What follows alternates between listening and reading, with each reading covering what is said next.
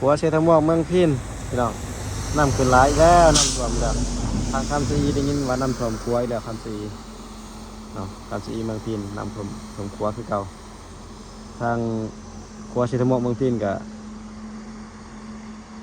เริ่มน้ำขึ้นหลายแล้วพี่น้องเนาะ